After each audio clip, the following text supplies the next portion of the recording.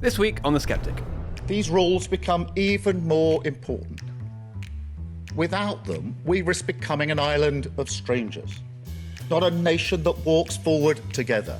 I speak to Karl Williams, Research Director at the Centre for Policy Studies, on why Keir Starmer's immigration announcement is not as radical as it seems. That line, island of strangers, that's very kind of Theresa May, Nick Timothy, citizens of nowhere language. So absolutely massive shift. And yet the policy detail doesn't really match that. There's very little there that is going to make this system more selective or get numbers down. Dan Hitchens, Senior Editor at First Things, on what's at stake in the crunch third reading of the Assisted Suicide Bill. I think it's a defining vote is because it is a real choice. 28 MPs change their minds and it goes the other way. With this, we're at a fork in the road. Could go either way. And for our premium subscribers, I speak to Tom Jones, writer and Conservative councillor, on Reform's surge at the local elections and what they will and won't be able to do with their newly held councils. They are very, very conscious and aware of the limited powers that councils have. But you can do symbolic things and you can send signals, and I think that's what Reform are going to use their councils for. If you're not already a donor, make a donation of at least £5 a month for The Daily Sceptic, log in with the same email, and you'll find a link to the premium version of the podcast on the homepage, including instructions about how to listen to it on your favourite podcasting app. Donors will also be able to access articles behind our paywall and join our discussion threads on Discord, where you'll have an opportunity to discuss the latest Daily Sceptic content with other donors, members of the editorial team, and some of your favourite contributors. You can access all this bonus content for as little as £5 a month. Just go to dailyskeptic.org/donate. Now, on with the show. Hello and welcome to episode 36 of The Sceptic.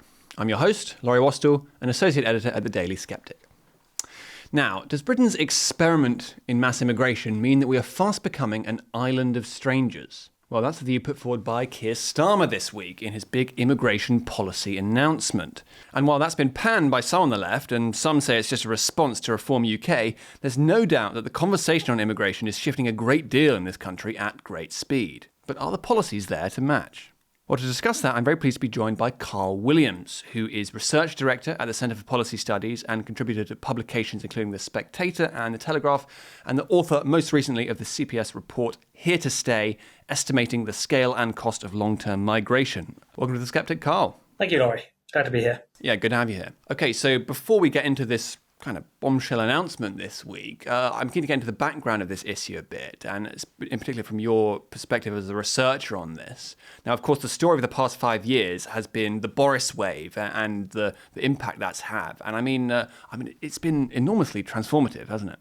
Completely. And I do think it is worth putting the Boris wave in the context of the last 30 or 40 years or so, just to get a sense of how massive an acceleration of an already changing paradigm it is.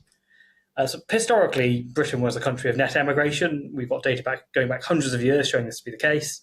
That only began to change in the late 1990s.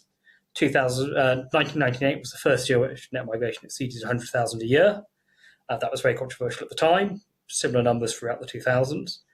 And yet, actually, these days, we'd be very happy to go back to those numbers of 100, 200,000. And I think you can see this is what Labour's driving at. And their sort of reference case implicitly in their document, and we'll get to this in a bit, is looking at net migration of 200,000 or 300,000. And in a way, we've become desensitised to the numbers now because the Boris wave was so massive, peaking at 900,000 people in 2023. I mean, that is a figure, incidentally, that will probably be revised up in next week when the new data comes out. Yes, indeed. And as I mentioned at the start, of course, many people are saying this is a reaction to the really strong showing of reform at the local elections. But, what that does speak to, I think, is the amount of cut through that the immigration issue is having for people up and down the country. And I think, one reason for that is that they will be, wherever they live, seeing some of the effects of the Boris wave. Yeah, absolutely. If you look at YouGov polling and the immigration trackers, 70% of the population say immigration has been too high over the last 10 years. But actually, those numbers have been remarkably consistent for a long time. What is changing now is the political elite are finally waking up to this. And partly that is the effect of reform, giving people an alternative they feel actually they do understand it. People gave the Tories a chance for 14 years. They didn't fix it. And actually, there was another poll that came out today, which is very interesting, which is the YouGov. Every few weeks they do like, what are the top 3 issues facing the country? And the poll that came out today showed immigration was the top issue or one of the top 3 issues for 50% of voters. That's the first time it's been the case since the 8th of June 2016. And of course, we all know what happened a couple of weeks later. So we are now getting back to that sort of level of concern about immigration.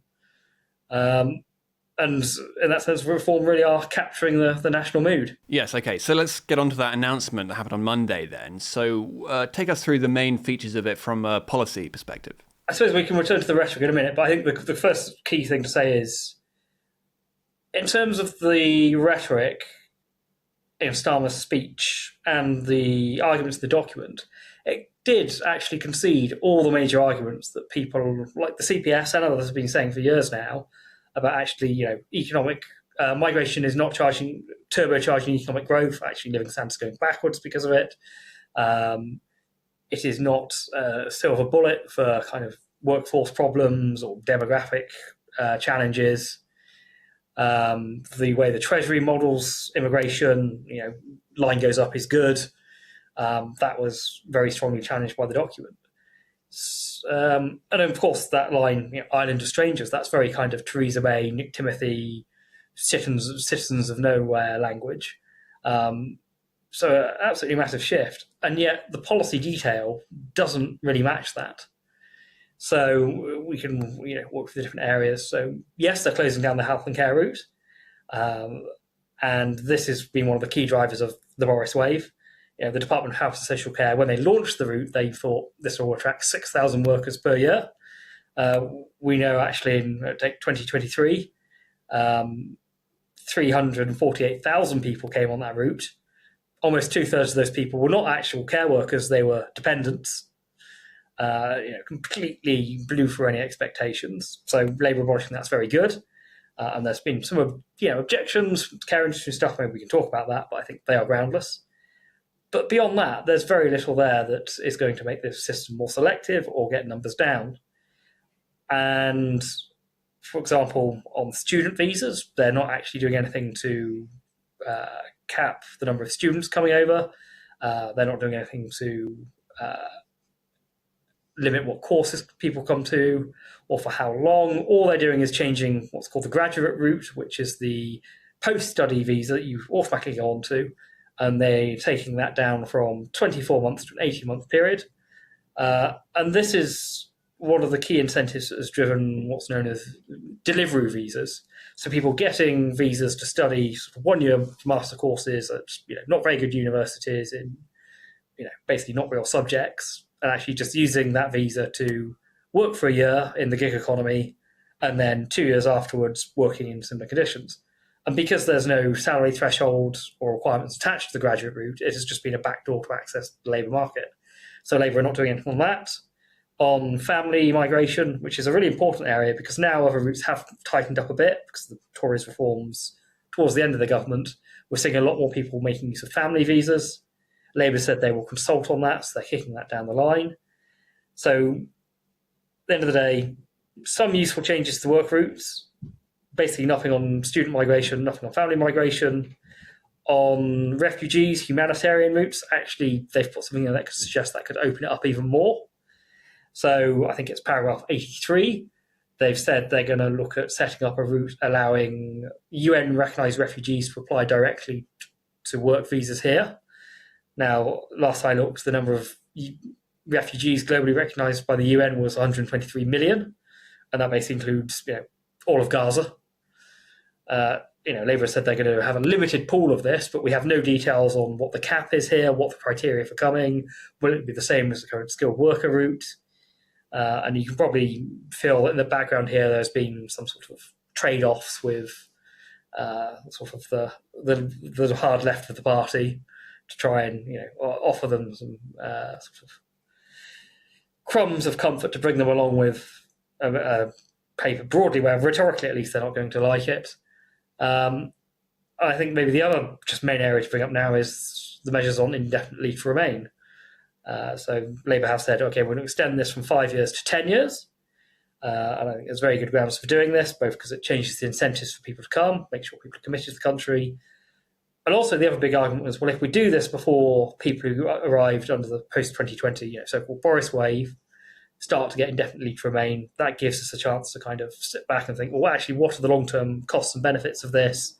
Should we be making it so easy to settle in this country? And just on that, Karl, I mean, that's very interesting, isn't it? Because this was a policy that was kind of circulating on parts of the right in December, and within a few months it had been taken up by Kemi Badenoch, and now it's gone all the way to being actual government policy. And I mean, that's quite a success, isn't it? In a sense, yes, until you start looking at the sort of the loopholes and strings attached to what they're doing with indefinite leave to remain.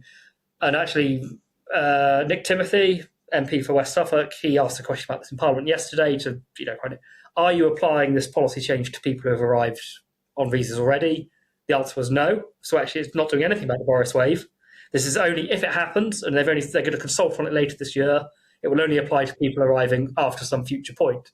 So on the surface, it looks like an important win, actually. And maybe they will be forced to shift their position on this. And in Parliament, Chris Philp and his team are still pushing on these things, on amendments to various bills. And one hopes that there are enough sensible people in Labour that realise actually this could be an extreme challenge. If you're trying to rein in DWP spending and stick to, Rachel Reeves, the very narrow tightrope she's walking at the moment, potentially having hundreds of thousands of people getting indefinite leave to remain over the next few years, there's going to be costs associated with that, which are not in the Treasury modelling at this point. And the CPS work we've done on that, our core estimate was about 800,000 people who arrived between Jan 21 and July 24 would go on to get indefinite leave to remain. So it's a huge number of people. And actually, because of what we're seeing with stay rates, people arriving on different visas staying longer than is historically the case, that 800,000 could be a conservative estimate. It could be a lot higher. It could be 1.2 million, 1.3 million. Okay, so they've introduced a fair few measures, but not all of them are actually as tough as they might seem. And even, in fact, some of the refugee provisions might be widening immigration. And so I suppose, what do you foresee being the actual impact on the immigration numbers of this announcement? And I suppose it's difficult for Keir Starmer, isn't it? Because he's now set himself quite a high bar, which it seems like he might actually fail to meet. Well, I think he has, and I think the big picture is here, Labour are going to make lots of promises about reducing migration. They're going to reduce it, but nowhere near to levels the public expect. And it will be just another case of more broken promises. And if we dig into that a little bit, the Office for National Statistics, every year they publish a population projection, which includes net migration. In January, their central forecast was net migration was settled at 340,000 people per year over the long run. They had a high case, which was 520,000 people, 500,000 people a year, city the size of Edinburgh. Some reports say internally the government thinks the high case is more likely than the central case. And actually, it's probably right, because historically the ONS have consistently underestimated net migration. In fact, looked at all the data, 93% of the time they've underestimated. So fine. The impact assessment for Labour's white paper suggests their measures will cut a total of 100,000 visas off the current number. Again, I think that's probably over-optimistic, but let's say that happens. You're still going to have a left with net migration settling at 300,000 to 400,000 in the long term, way over what it was on the eve of the Brexit referendum in 2015. If voters telling you want to reduce migration, reducing it from 900,000, great, but 300,000 or 400,000 is not what people think of low migration, even today. Let's get on to the political fallout for Labour in a second. But you mentioned social care there, and that is obviously one of the arguments that's perhaps most often used to justify the high levels of immigration we've been seeing. And there are claims, for instance, that the social care sector will completely collapse without immigration, and that there's just no way to get British workers in there. This is something you hear all the time, but it seems to be rather exaggerated. I mean, what's going on there? It is very exaggerated. More than 80% of the social care workforce are British citizens already. Of course, employment does matter at the margins, but we know that we have let in hundreds of thousands of people on this route in recent years. That, including dependents, we've given out something like 650,000 social care visas. The number of vacancies in the sector has stayed roughly stable at around 120, 130,000. So you've had an enormous amount of churn. It's not filled the gaps. And actually, a lot of the people coming in on this visa route are the people who are going to be probably net fiscal drains. They're going to be an overall burden on the taxpayer. And yes, the care industry is broken, and there is a lot we need to do here to fix it in the long term and fix funding. And attempts to try that have foundered politically, famously in the 2017 election, the so-called dementia tax. But social care is a hard and often unpleasant job. Therefore, people doing it are extremely sensitive to there being other job opportunities for basically the same salary. So care homes hate it if an Amazon warehouse or a new supermarket opens up in their area because their workforce drains away to that. So if you increased wages for social care by 50p or £1 per hour, at that level, that is enough to keep a lot of the workforce. And this isn't just me pulling numbers out of nowhere. This is things that the Migration Advisory Committee and other organisations looking into this have said.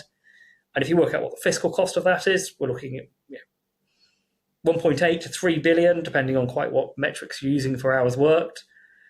So we're paying multiples of that on asylum hotels and the asylum system at the moment.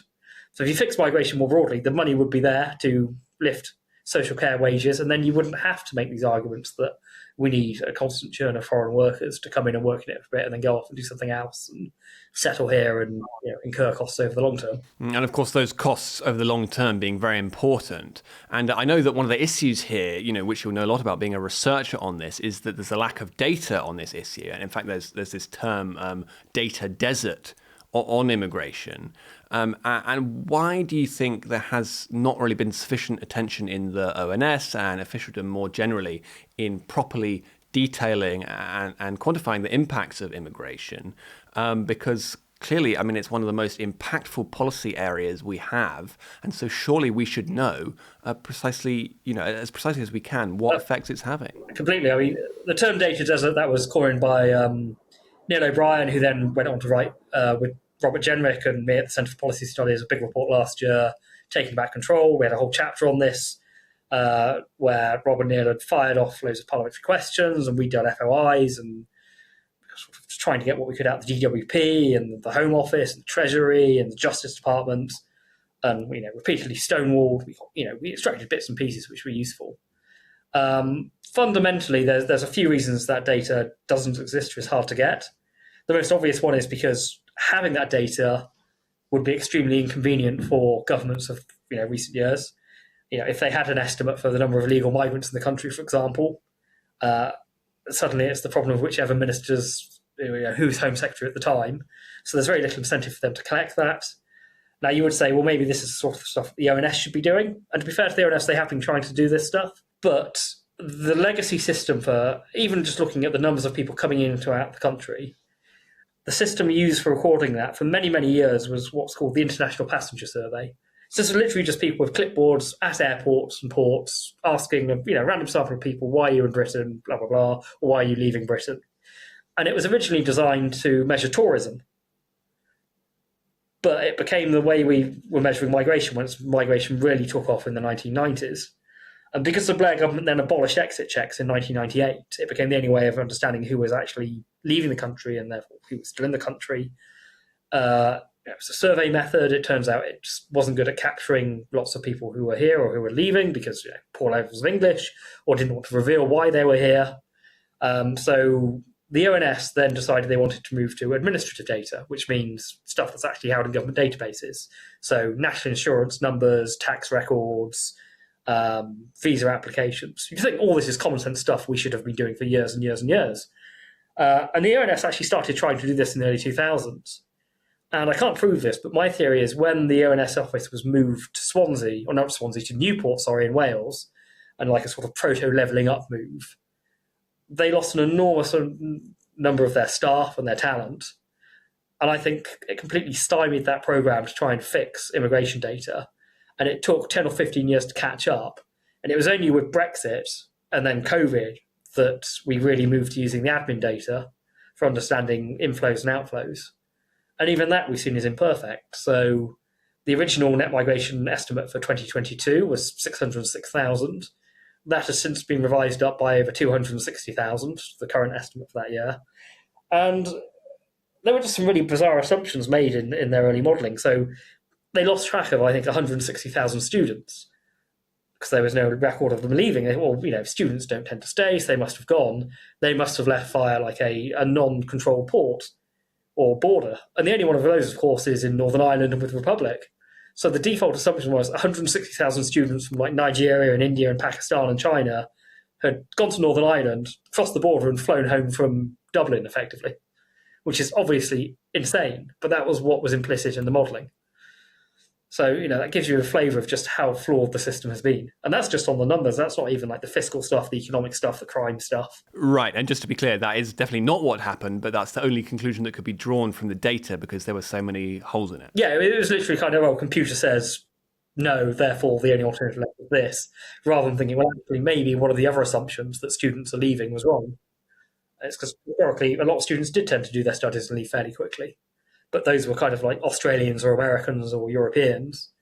They weren't people coming over from developing countries, which were poorer than Britain, using visas as a job opportunity. And we now know from the data that people are staying a lot longer.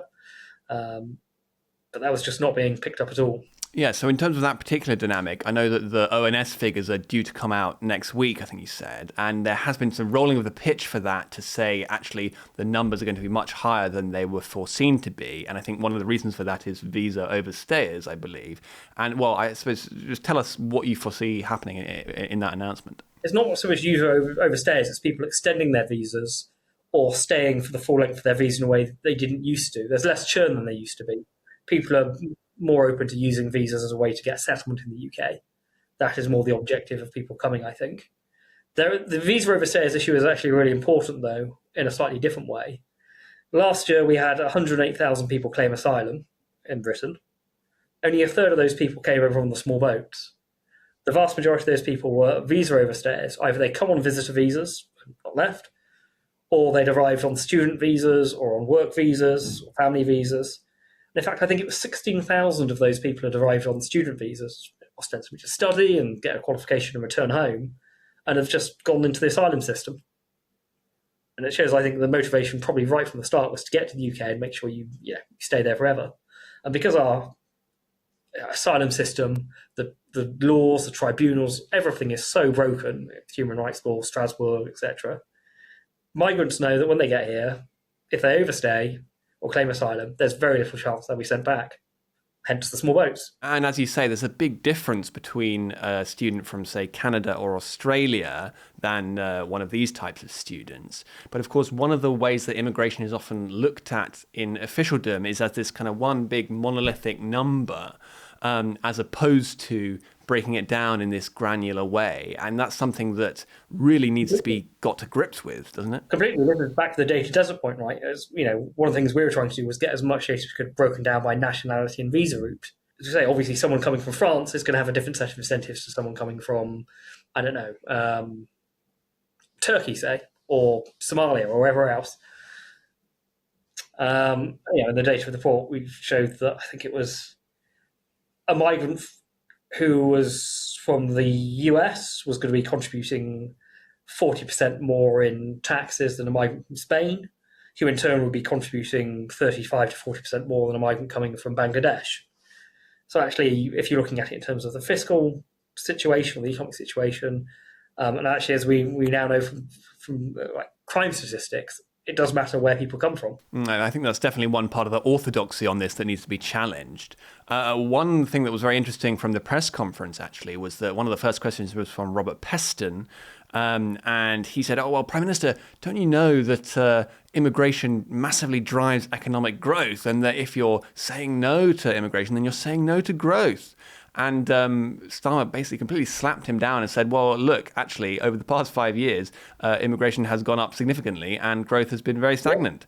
And, well, I mean, it's a very basic point, but still the fact that he's making it is quite significant. And it's really overturning a mindset that's become very embedded in our political class. Yeah, completely. And it's, there is this idea that immigration turbocharged the economy or be rocket people for growth, whatever.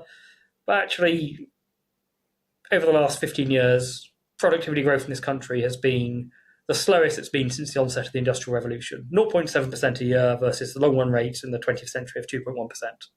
Now, migration is not the only cause of that. It's probably not the main cause of that, but it's clearly not fixing that. And there are ways it probably is dragging it down. And I think, actually Starmer hit the nail on the head a little bit here. So we've tried this experiment for quite a long time now, and it's clearly not worked. GDP per capita growth has stagnated in the area of mass migration. And as we've seen in recent years, has actually been going backwards because you've got 900,000 people arriving, the economy barely growing. And it's, I think there is this creeping awareness in officialdom. Like there's a couple of speeches by Andrew Bailey, the governor of Bank of England, who tiptoed around this very delicately, but it's a bit of a puzzle that the labour force seems to be growing so rapidly, but economic growth is stalling, and GDP per capita growth and productivity is stalling. So that orthodoxy is crumbling. And what was very noticeable in the white paper actually was a series of paragraphs on the Treasury orthodoxy and the idea that each extra unit of population will equal X amount of growth. And it's the OBR Treasury system ossifies those assumptions into our political economy, into the way we make economic decisions. Because if you have more migration, then the spreadsheets say you will have more growth. And if you've got more growth, that means you can borrow more without exceeding your borrowing versus spending ratio. And that means at the end of the 5 years in the forecast period, you say, well, actually, the book's still more or less balanced. So therefore, every chance has got an incentive to get migration up so they can spend more or cut taxes more, indeed. And it kind of works because most of the costs that might be associated with migration only really apply on the legal front once you get indefinitely to remain, which takes at least 5 years. So therefore, I should say the OBR forecasts have a 5-year horizon. Therefore, every year it rolls forwards. So you lose, the costs never get factored in. You only get the upsides. So you've got a completely sort of asymmetrical modelling of that element of migration. And then at the same time, you also there's been a tendency to ignore how migration affects other things. So the dilution of the capital stock, a slightly wonky term, but an obvious part of that is the housing markets, right? We're very bad at building houses. We need to build a lot more. And if the migration stopped tomorrow, we need to build a lot more houses. But the phrase I like to use, we're running up a down escalator. Population growth and migration is going so fast, we can't possibly keep up. And that means pressure on house prices and the rental markets, especially in London and the South East, which is where about 30% of migrants end up going. More broadly, about 90% of migrants end up in England. So you see pressures in places like Manchester and Birmingham as well. But obviously, it's not just housing. We can only build GP surgeries so fast. We can only build railways and motorways so quickly. So there is a general congestion effect arising from migration, which then has economic consequences. And you have to sort of look at the picture in the round, and the way migration has been modelled by officialdom has just not been good at doing that. And so that's on the economic orthodoxy. But of course, there's been a political and cultural orthodoxy on immigration for a very long time, which is that basically left-wing parties have to say that it's a good thing and that diversity is our strength and everything else. And, well, perhaps not sincerely, but perhaps it is. Starmer has very much gone against that orthodoxy in this speech, and particularly with this island of strangers remark. But I suppose, obviously, there's been a bit of a freak out about this from the Labour left and other places as well. How do you foresee this playing out politically for Labour? Yeah, it's interesting. I mean, as you know, there's been people trying to compare Keir Starmer to Enoch Powell. And actually, the Island of Strangers thing, that actually is just like the Casey review a few years ago into integration. And the phrase used there was parallel lives, communities living parallel lives. I think that's what Starmer's getting at there. And I think that is very hard to deny now. And I think a lot of people who are fairly complacent about the sort of social effects of migration, the scales fell from their eyes after October the 7th and the kind of pro-Palestine marches celebrating the massacre of the Israelis by Hamas. So there's a shift now. But politically, this is very difficult for Labour because they now have the sort of pro-Gaza, Islamic independence standing in a number of their traditional strongholds, 5 plus Corbyn this time around. It feels like that's only going to grow, and also there is quite a lot of synergy with the Green Party there. So with the White Paper, Labour is trying to address the bleed on its right flank to reform, but at the same time it's alienating a lot of its base on the left of the party and amongst migrant communities. And the ferocity of this freak out, to me, does really just speak to how this debate has become, frankly, ridiculous. I mean, it's not that strong of a comment. It's island of strangers. Other people have been using similar language for a long time, and yet there's this idea that it's the worst possible thing he could say. There's comparisons with Enoch Powell, of course. And I think what this speaks to is there's just a total unwillingness on large parts of our political class to look at this debate in an even remotely frank way. Yeah, absolutely. I think the freakout's been so big because they understand that the ground is really moving under their feet now. There is, the zeitgeist is changing. There's a paradigm shift, however you want to put it. The Overton window's shifting. The pace of the change of opinion on this over the last 24 months, say, has been, really startling. It's sort of slowly crumbling consensus, and then almost like everything all at once. And if you've spent the last 20 years defending high levels of migration, or if you're politically committed to that because of your constituency or whatever, this kind of puts you in a very scary, difficult position. Karl Williams, thanks very much for coming on The Sceptic. Thank you. Now, today is the day of the third reading of the Terminally Ill Adults End of Life Bill, the private member's bill proposed last year by Kim Leadbeater MP that could make assisted suicide legal in Britain. At the second reading, back in November, it passed by 330 votes in favour to 275 against. But today's result is on a knife edge. So what's at stake, and just what happened these past 6 months at committee stage? Well, joining me now to discuss that is Dan Hitchens, who's senior editor at First Things and a columnist at Compact magazine. Welcome to The Sceptic, Dan. Nice to be here. Thanks, Laurie. Yeah, good to have you here. So I know you've been covering this a lot for the past 6 months during this torturous committee stage, but many people, the last time they will have really heard about this was at that second reading back in November. So, where did we leave off there? And I suppose in particular, wasn't there that promise that the committee stage would be, really thorough and almost dispassionate, careful analysis of the issues at stake? There were a lot of concerns that MPs had, partly because the bill was only published 18 days before the actual vote. So very little time for everyone to get their head round what everyone agrees is one of the biggest social reforms, if it happens, in a generation. Lots of things they didn't even have time to cover in the bill. How does this interact with the NHS? Does the NHS provide it? What kind of drugs are used? What kind of assisted suicide actually is it being offered? Huge issues which weren't even covered there. And then you have all the unknowns around, will people do this because they feel like a burden? How certain does the diagnosis have to be? What kind of checks are there that people are eligible under the terms of the bill? All these huge questions, almost the entire architecture, apart from the bare fact that people will be able to receive an assisted death, were either unaddressed or really uncertain. So the bill's sponsor, Kim Leadbeater, said on November 29th in the House of Commons, vote yes today. You're not voting for the text in front of you. It's a somewhat unconventional argument. You're not voting for the actual text. You're voting to continue the debate.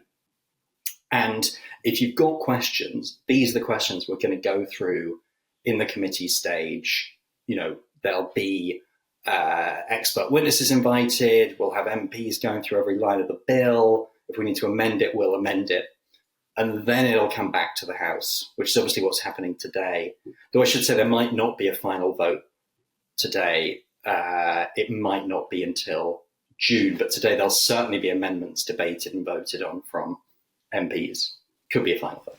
Right, and of course that's unusual because generally for parliamentary bills, the second reading is where it's agreed upon as a principle, and then the rest of it is more just a working out of the details. Right, so I don't observe most bill processes that closely, but people who do seem to be saying that. It was, and some MPs as well. It's very odd to say at second reading when MPs are actually voting aye or no. You're not really voting on the bill. You're voting for whether we carry on with this. I mean, in the event, even with that promise, you can see why Kim Leadbeater made it, because it was 330 to 275, which is pretty tight. You only need 28 MPs to switch from support to opposition, as some already have, and the bill's defeated. So clearly the House really was in two minds about it. And this kind of slightly strange promise was made. Do the real vote next time around. So somewhat unusually, a great deal of extra importance has been placed on that committee stage. So, well, what kind of start did it get off to, I suppose, and how's it gone? Not a start that inspired confidence, basically. The very first thing was the selection of the committee. So it's meant to reflect the balance of the vote in the House, which was about 45%. Actually, about 2/3 of the MPs selected for that committee voted with Kim Leadbeater almost every time. So she gave herself sort of control of the committee. And then the MPs selected as well were not the great experts in the House of Commons. I mean, some of them did great and they all took their responsibilities very seriously.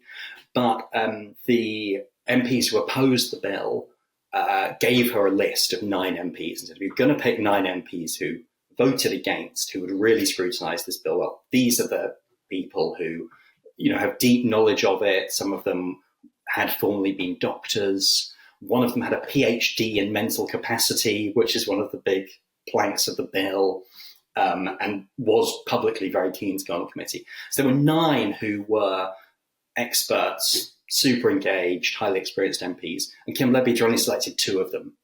And the others were much likely to be ones without specialist knowledge, new to the House, who, as I said, not to condescend to them, did a very good job within those parameters. But it was a sign that Kim Leadbeater didn't necessarily want the maximum scrutiny. She maybe wanted the least fuss while she was doing it her way. And then the other side of that was the witnesses who were invited, because the committee hears from experts, people from other countries where they have assisted suicide, legal experts, and that was extremely skewed towards people who were enthusiasts for her bill. Of those who had an opinion, 80% were pro, 20% were against. And obviously one of the points of contention with the bill is, in other countries, it seems that people are receiving assisted suicide because, in Australia, there have been cases, they're on a really long waiting list to receive care. So they just go with assisted suicide, or, all kinds of stories from Canada of people receiving suicide, because they had housing problems or in very strange circumstances where it appears that they were signed off when they weren't eligible. And also just a huge rise in cases. Okay, so the committee should obviously be scrutinising what happens abroad, but of the witnesses from abroad, every single one was really pro-assisted suicide in an evangelical way. So a huge missed opportunity to say, what is the detail that we can learn from abroad?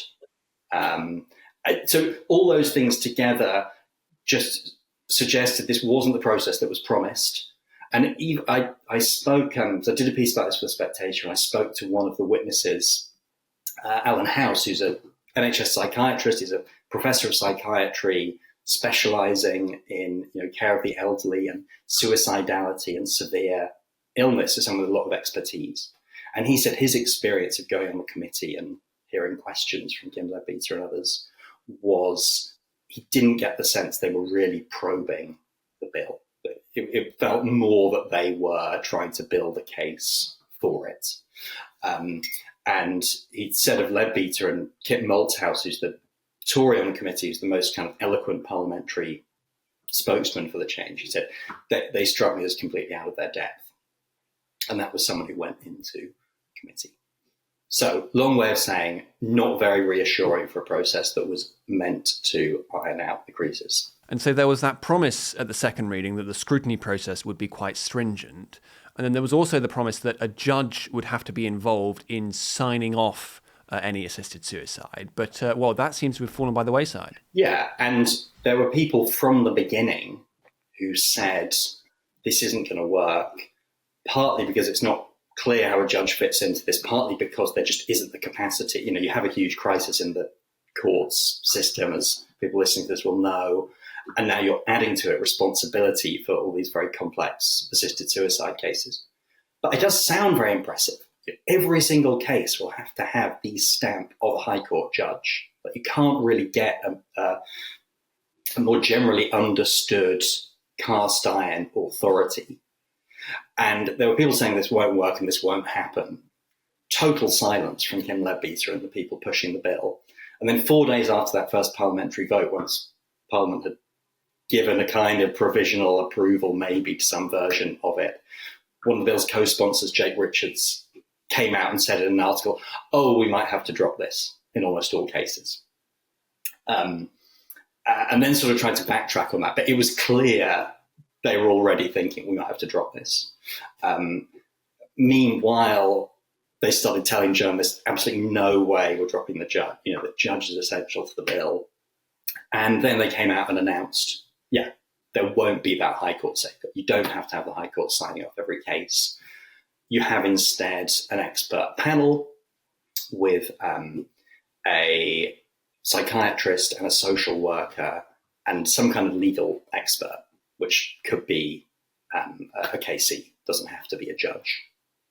And then somewhere overseeing the whole thing, but not involved in every case, just with administrative oversight, is a judge. But there's no longer a High Court judge involved in, it's not a judicial process anymore. It's three people who, by the way, are probably quite pro-assisted suicide if they volunteered to be on a panel to approve everyone who's asking for lethal drugs. And because it's not a court, they can ask people to come and give evidence, but they don't have the power to summon witnesses. So, again, to take an example people are very concerned about, we know that lots of people are coerced by a partner into ending their own lives. This is a kind of recognised fact, and it's part of what the laws on coercive control are meant to address. And obviously this creates an avenue where you can get someone to have a legal suicide, the whole institutional setup. So one of the leading experts in this area has said, depending on what happens with this bill, this could be, depending on whether it's amended, the worst thing we have ever done to domestic abuse victims. So to come around to the court question, okay, you have this panel who are going to scrutinise the application. Let's say they get a feeling, maybe this woman, could she possibly be being coerced by her husband? And they write to the husband and say, can you come and give evidence and answer questions? He can just put the letter in the bin, and there's nothing legally they don't have the power to, get him to attend. So it doesn't have those court powers. It's no longer a court. And the way that this was summed up quite revealingly by Kim Leadbeater in terms of selling it to the public was, we don't have the High Court safeguard anymore, but what we have is a panel, which I'm calling Judge Plus. And they literally subtracted the judge and called it Judge Plus. So even aside from the demerits of the scheme, and it doesn't seem that necessarily having three experts on a panel is that great a safeguard. There's a real limit to what they can do and what they're obliged to do. They're not even obliged to ask anybody under law a single question as part of this, by the way. And it can be done over video call, But even aside from that, again, the propaganda around, it's Judge Plus, don't worry that we're losing the judge, demonstrated once more. So it's more like a process that's trying to sell something, that's trying to get objectors to shut up and to say, what is the best case against this and how can we learn from that to make this a safer bill? Because, of course, it's a very serious issue, this, whichever side of it you're on. And I think that will be quite disconcerting to many people, the idea of Judge Plus, but of trying to sell this in a kind of PR way, as opposed to really dealing with these issues in a very morally serious way. Yeah, and I've heard MPs say this as well, that there is a certain political way of selling a policy. And you understand it when it's the government at the dispatch box coming up with a line and the opposition are attacking it. Everyone knows that's the form in which you make these arguments. But with something like this, which is not a government member's bill, it's one MP's bill, private member's bill from Kim Leadbeater, it's disconcerting to hear that same kind of language used. The campaign language, the slogans being hit, the attempt to discredit opposing voices, the unwillingness to engage with debate. Leadbeater herself has said, used the word noise to describe the opposition to the bill. And then, just earlier this week, she was referring to scaremongering, a lack of charitable engagement, which rings alarm bells, because this is something where you'd have thought, there should be a really open, intellectually honest dialogue. And I think it's partly the speed with which it's going through. Like, the bill was drafted in October, so voted on in November. Another vote, the final sort of decisive Commons vote, even though something might happen in the Lords, but no one really knows, today or next month. Like, it's rattling through, and there is a bit of a sense of they kind of want to drag it over the line without facing too many awkward questions. As you say, for a really serious thing, but,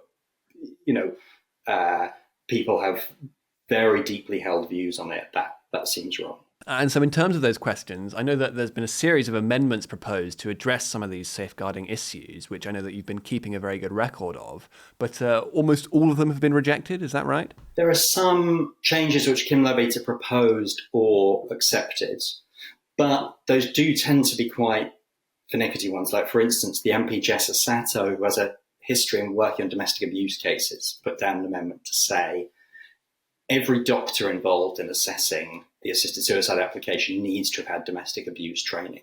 Okay, so that's gone through.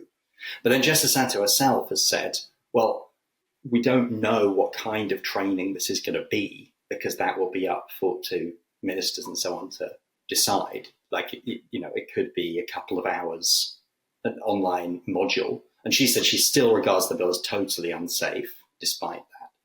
So that is, a change worth making, but quite a minor one that Kim Leadbeater accepted. The major ones she has not. For instance, I've got a big long list here and I will spare you the whole thing. One change was to prevent doctors raising the subject first. So there was an amendment to say, your doctor can't say, oh, have you thought about assisted suicide, when you've never considered it in your life, because clearly, especially for people in a psychologically vulnerable position, and not every doctor is incredibly, emotionally intelligent or whatever, but even if they were, it's creating pressure if your doctor says, have you considered X, Y, Z? So many people think, oh, the doctor's saying it's a good idea, maybe I should do this, maybe it's going to save the NHS money. So that was a basic safeguard to say, the patient has to bring it up first.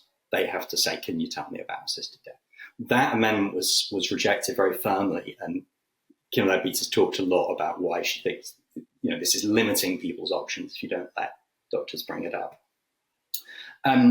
What else? There was another one to say you can't receive lethal drugs if you're doing it for other people's benefit, the so-called Burden Amendment, which James Cleverly put forward. So,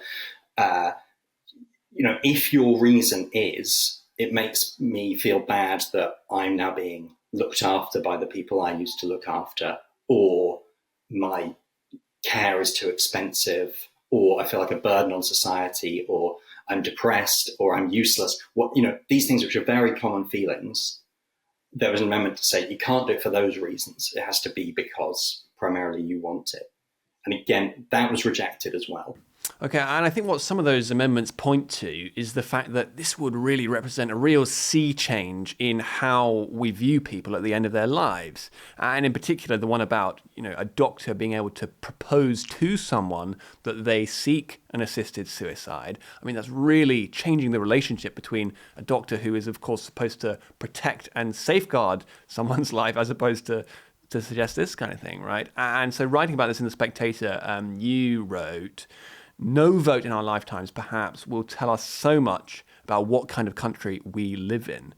Why do you think this would be so consequential for how we see ourselves? Two reasons why I said that. One is because caring for the sick and the vulnerable has become a major part of Britain's self-image and identity.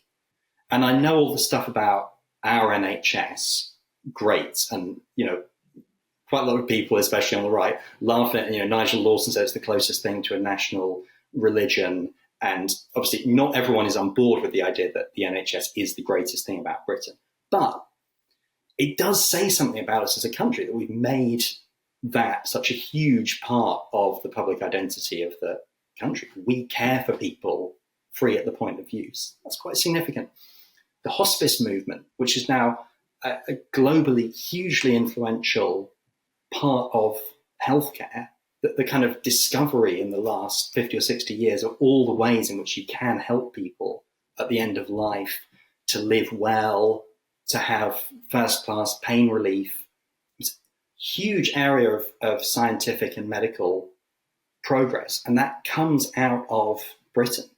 So care is a major part of our ethos. And there's a new ethos which sometimes supporters of assisted suicide will be blunt about, which kind of lies behind the nice rhetoric about compassion. The late Baroness Warnock said, if you're demented, you're wasting people's lives, your family's lives, and you're wasting the resources of the state. Henry Marsh, the neurosurgeon and a campaigner for assisted suicide, said a few years ago, even if a few grannies get bullied into assisted dying, isn't that a price worth paying for all those who could die with dignity? And then one more from Matthew Paris, who famously has written in the Times that there is a prospect that hundreds of thousands, perhaps millions, will consider choosing it when the time comes, and in some cases, even ask themselves whether it be selfish not to. And he says he supports this change, that people will go, my time is up, I'm too expensive, my life is kind of a waste of space, it's time for me to go. Which is something that most people find quite disturbing, the idea that we might encourage and institutionalize that thought, your life's no good anymore, it's not worth caring for you, you should just be killed. But there is a dark logic to it, which you can also see how a country could choose that. And it's very possible that that is a kind of new path where instead of being a country which makes a big deal, even to the point of sentimentality about caring for people, we start to accept, even to the point of cruelty, that some lives are just useless and should end. By the way, it might not just be the terminally ill who we start to think that about. Maybe you're just too depressed to be worth having in our society. That's why these laws expand, right? And then the other reason is that I think it's a defining vote is because it is a real choice. 28 MPs change their minds and it goes the other way. So, people are at the moment, and I would encourage listeners to, writing to their MPs about this. There is a kind of national debate going on. And whereas with a lot of social changes, you feel society has changed and the MPs are basically just ratifying it. With this, we're at a fork in the road. Could go either way. And so in terms of the way the bill has unfolded then, one of the things that's quite interesting from your Spectator piece is that the amount of criticism it's got, particularly from the Labour side as well, and obviously it's known that Keir Starmer is in favour of this change, even though it's a private member's bill. Do you think that the, perhaps, dare I say, tawdry process, the way this is unfolded, is going to be embarrassing for the government or for the bill's proponents? I think the government and Keir Starmer have left themselves enough space to distance themselves from it. He's not at today's debate and possible vote, for instance. Kim Leadbeater asked a question at PMQs a couple of months ago, which was, plainly an attempt to get Keir Starmer to give some hint of support and enthusiasm for the bill. And his answer was very sort of pro forma and cautious and, as with any private member's bill, we are looking at this. So the government has the opportunity to wash their hands of it still. Morgan McSweeney, certainly, as the kind of number 10 policy supremo, it's been reported that he thinks the whole thing is just in political terms a terrible idea. Never mind the principle of it. Divides the party. It has all kinds of uncomfortable implications around it. How does Labour care for the vulnerable and so on? So there is room for the government to step away from it. At the same time, I think it does slightly haunt Keir Starmer that he said when it was announced there'd be a vote, I made a promise to Esther Rantzen. I'm very glad to be able to fulfil that promise. A lot of people thought this is a very strange way of making legislation on such an important point, that the Prime Minister makes a promise to a celebrity. And I think maybe partly because that sounded so odd and got so much blowback, the government has stepped back. And there are signs that if it fails, they might be able to say, in effect, well, Kim Leadbeater tried to bring this through and it failed, and there you go, Parliament's had its say and nothing to do with us. And so, I mean, if people haven't worked out already, it's pretty clear you're against the bill. What's the 1 minute strongest argument for why it should be voted down? People will do this. They'll ask for lethal drugs because they feel like a burden, because they're depressed, because their care is too expensive. Our social norm at the moment, this is a point that's been made by Sir Lewis Appleby, who's the head of the suicide prevention strategy for England. He says, our social norm is when people are at their lowest ebb, we rally round them, we help them, we do everything to support them, we at least listen to them. And with this bill, we take a very different approach and say, if you meet these quite broad criteria, we are going to do everything we can to provide you with that death. So that feeling, which probably goes through most people's minds at some point in their lives, of maybe it would be better if I was dead. I mean, it's not that uncommon for that to go through some people's minds a lot, and quite a lot of people's times, at least sometimes. It's a whole social shift, and you will see that start to happen, as soon as the bill passes. People will do this. It's completely legal under the bill because they are depressed, because they feel like a burden. That's a very disturbing change in the whole social fabric. I go back and forth. I think the MPs who are looking at this closely, you quite often hear say, I've been shocked at the process, or I was very pro this, but I've got doubts now because of how poorly it's been handled. At the same time, you get the sense that a lot of MPs, ridiculously enough, are just switched off. So when I hear from, there being accounts from constituents who are going to see their MPs, and the MP say, I didn't know any of this about the committee. No, I've not really paid any attention to it.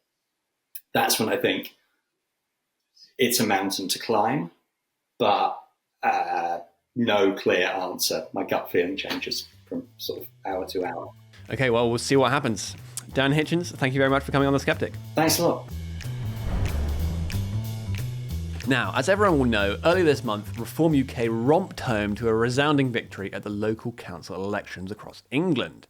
But the question is, what are they going to do with their new foothold in local government? And how much power do local councils really have anyway? Well, to discuss that, I'm very pleased to be joined by Tom Jones, who is himself a Conservative councillor and a writer for publications including The Critic, Unheard and Cap X. Welcome to The Sceptic, Tom. Thanks for having me on, Laurie. Yeah, good to have you here. Okay, so we've had the local council reform quake. I'm sure you know the stats, but I'll just run you through some of them. Reform got 677 seats from a standing start. The Tories lost 674. Labour lost 187 from a low base already. And the Lib Dems gained 163. But so the key story here, of course, is Reform storming through at the expense of Labour and the Tories. But I suppose from your perspective as a Conservative councillor, your seat wasn't up. Well, what does that mean for the Conservatives? What does that mean for the political system in general? I mean, it's a huge development, isn't it? Yeah, this is absolutely huge. I mean, as a Conservative councillor, I think probably most Conservative councillors are quite genuinely quaking in their boots if you're up for election anytime shortly. I mean, I think this is a hugely, hugely important set of local elections. I mean, I don't think there has been any. That's the end of the free part of the podcast. If you'd like to listen to the bonus interview, you'll need to become a regular donor to the Daily Sceptic. For as little as £5 a month, not only will you be able to watch or listen to the whole podcast, you'll also be able to access articles behind our paywall and join our discussion forum on Discord, where you'll have an opportunity to discuss the latest content on the Daily Sceptic with other donors, members of the editorial team, and some of your favourite contributors. Once you've become a donor, log in to the Daily Sceptic using the same email, and you'll find a link to the premium version of the podcast on the homepage, including instructions about how to listen to it on your favourite podcasting app. Remember, you can access all this bonus content for as little as £5 a month. Just go to dailyskeptic.org/donate.